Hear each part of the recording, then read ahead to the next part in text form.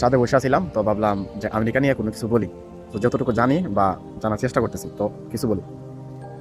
America যে কত লেভেলের, কত আপার লেভেলের যে পৌঁছে গেছে, একটু খালি থিঙ্কিং করি।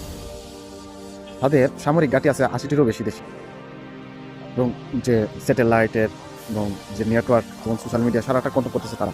আপনি দেখবেন যেমন ইসরায়েলের বিরুদ্ধে, হ্যাঁ, আপনি কোনো কিছু লিখবেন, আমেরিকার বিরুদ্ধে কোনো কিছু লিখবেন, তারা কিন্তু সব কিছু কিন্তু বুঝতে পারে। যখন আমরা সাধারণত যেমন ফেসবুক, এটা আমেরিকার, সো তারা বুঝে যখন আমরা কি কথাবার্তা করি। যেমন আমরা সাধারণত এটা বুঝি যখন আমরা কোনো প্রোডাক্ট নিয়ে যখন আলোচনা করি, তখন দেখবো হঠাৎ করে এই প্রোডাক্টটা আমাদের সামনে চলে আসে যখন আমরা ফেসবুকে স্ক্রল করতে থাকি।